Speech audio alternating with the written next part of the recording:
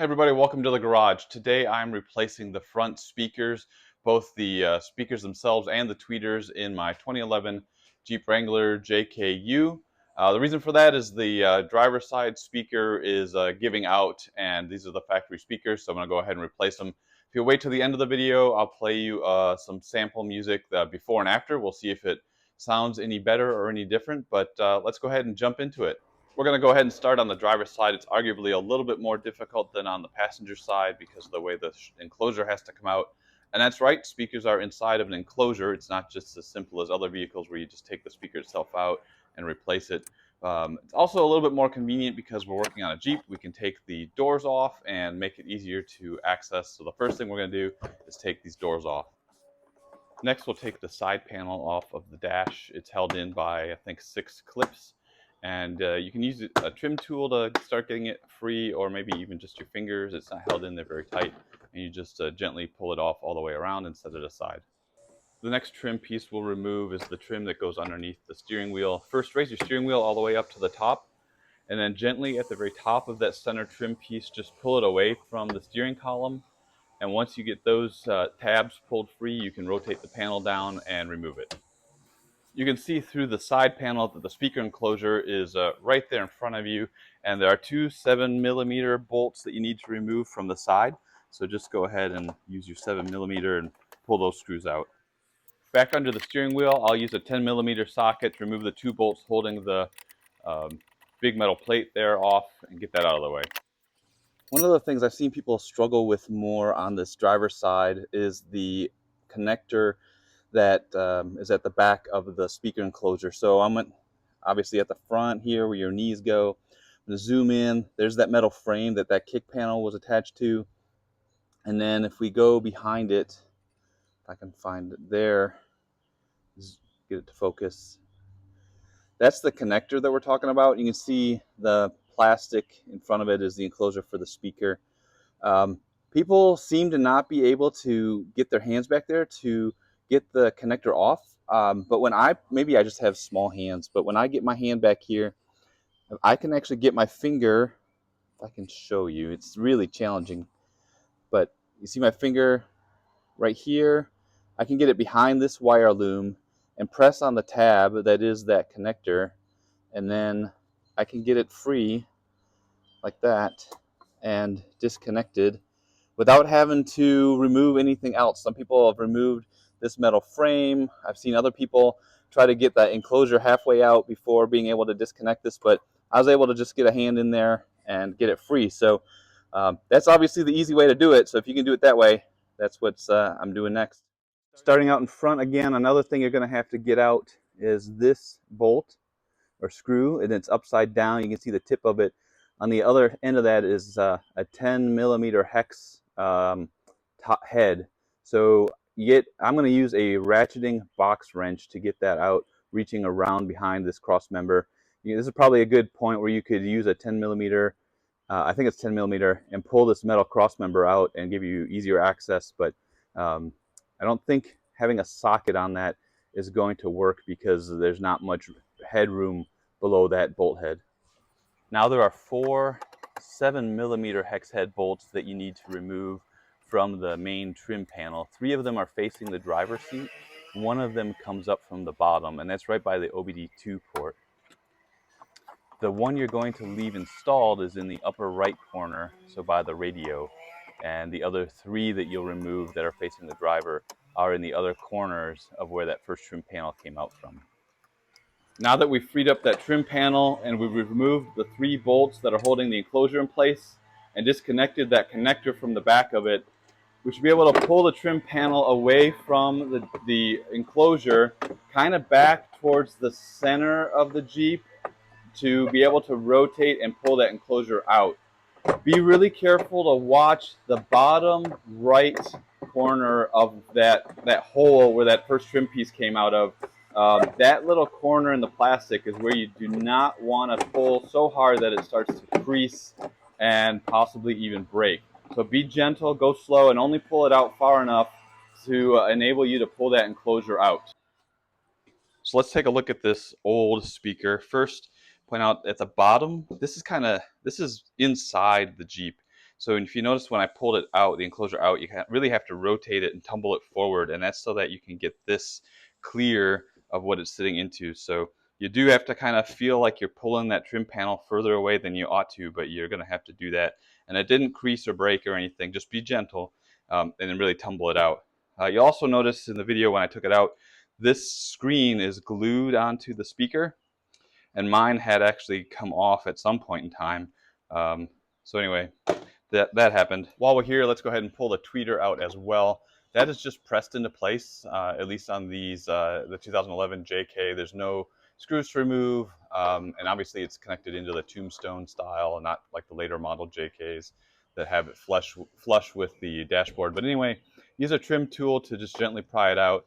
It'll come loose, and then you can disconnect the electrical connector, and that's it. Tweeter comes out. I misled you. The electrical connector on the tweeter connects up to the back of the tweeter. I thought it was a connector further down the wire harness, and you actually need to use like a small pick or something to reach into that hole on the receptacle to depress a tiny little tab, and then it's pressed in there pretty tight. It's a pretty tight fit, but you can pull the little tweeter speaker off of the harness when you after you depress that button down with a pick or a small screwdriver. Once you've replaced the speaker in the enclosure and the enclosure is all ready to get back reinstalled, you can go ahead and do that before you do any work on the tweeter if you want to. It's really just doing the exact opposite you did to get it out. So be careful again when you're pulling that trim panel back. Make sure you don't crack it or do anything like that, but just gently roll the enclosure back up into the hole it came from. If you have a length of wires for your tweeter like I do, make sure that gets routed over top of the enclosure so you're ready to hook it up to your tweeter. And then just put everything back together except for that side panel. You'll need that still open so you can do the rest of the tweeter work.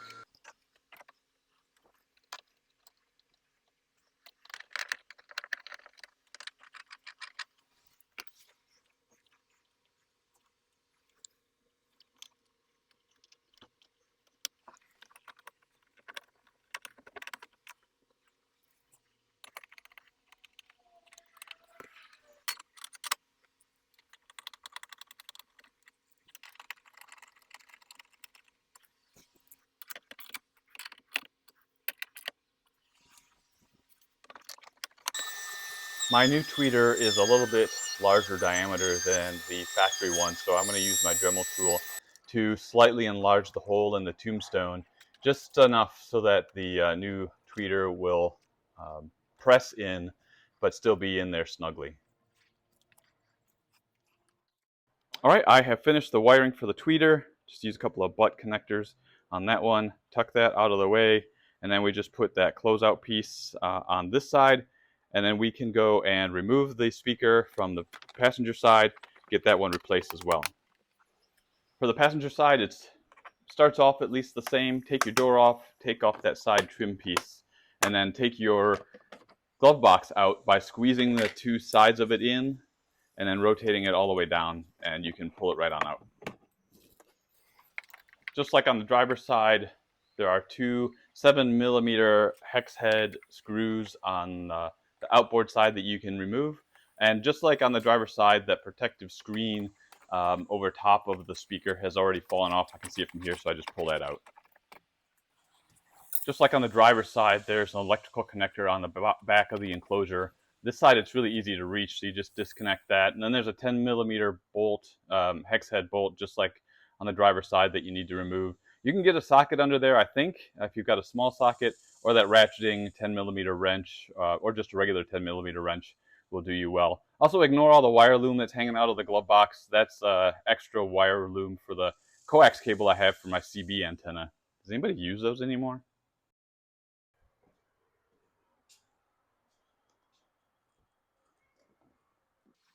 Getting the passenger side tweeter out is just the same as the driver's side once you get your flock out of the way.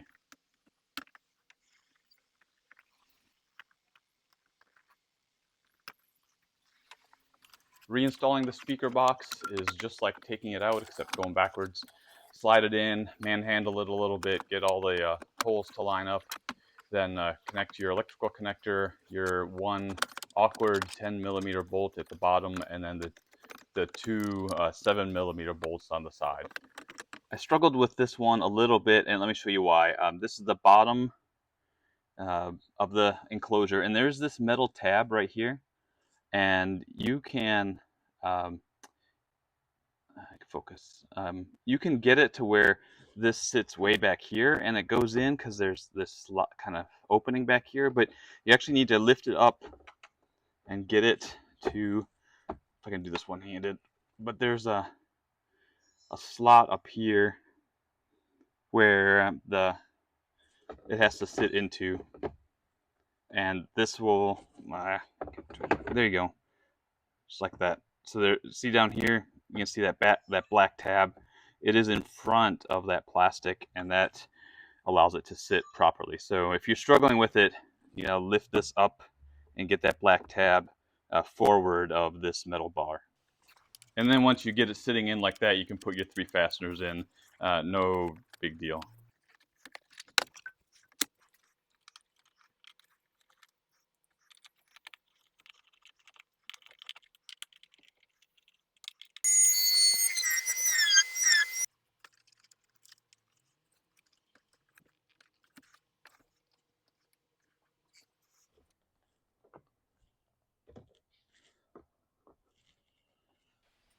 And once you've got your tweeter installed, close up that side panel, and then it's time to go test it all out.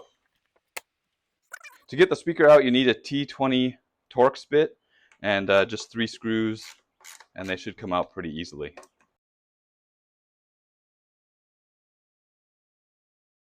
So at least in my case, the plate that the speaker is screwed down with is actually adhered or stuck onto the enclosure. So I'm using a screwdriver to gently pry it up to get it loose. And once you get the speaker out of the enclosure, you just depress the little tab on the white connector, pull the connector off of the speaker, and then you've got them separated. I think it'll make life easier for me if I can get this wire run out of the enclosure as well, just to make it easier to work with. And to do that, to get the connector off the enclosure on the side of it here, it's at the bottom, you can put a screwdriver in, gently lift up, and the connector will get over top of a ridge that's kind of locking it in place. Then you can slide it up.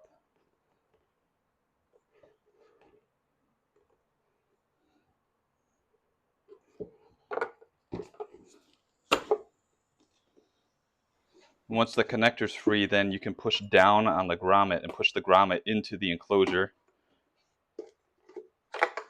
And now the wire harness is free from the enclosure. So if you need to work with the wiring, which I think I will, then I can do that here. Then when I'm done, I can push the grommet back up into the enclosure, put the connector back onto where it goes, and it'll be just like the stock configuration.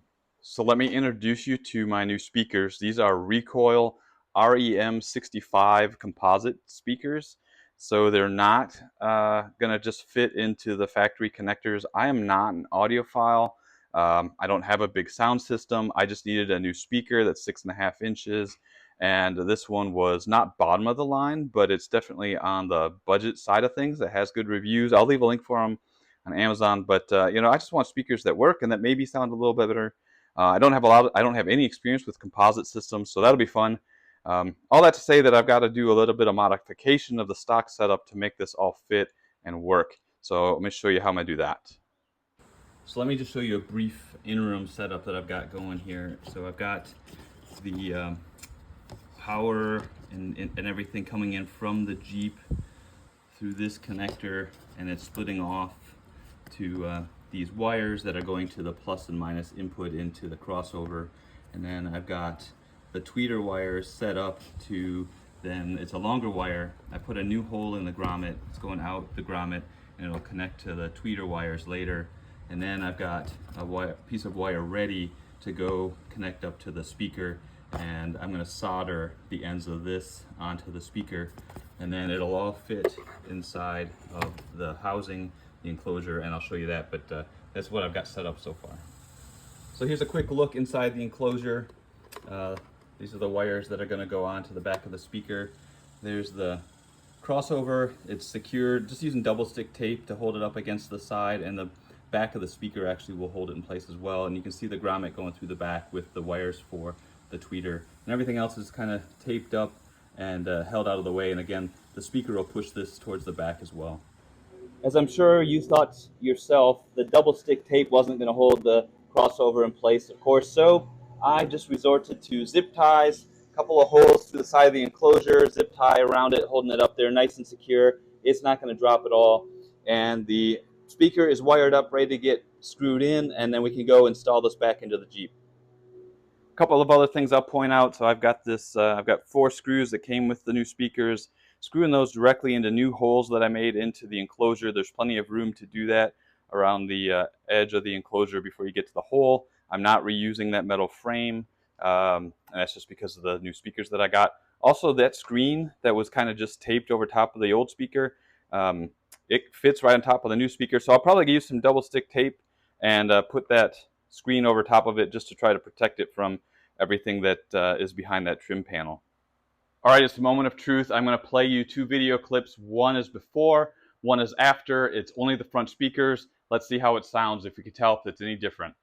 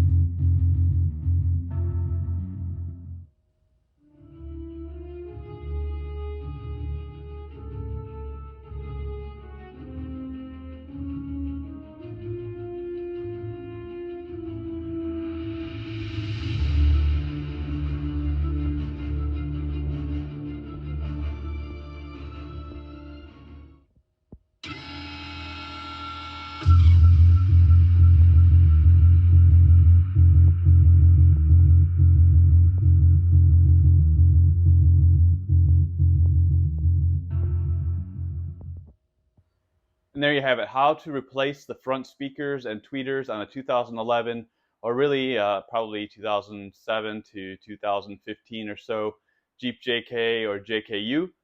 It's not that hard, but you do have to have a little bit of patience, and the driver's side is a little bit more complicated than the passenger side. It is nice that it's all in one enclosure, so you can work on it on the bench and get it all the way you want it configured. I don't know, do you think the new speakers are better than the old ones? At least the driver's side speaker is working, but is the sound any better, different? What do you think?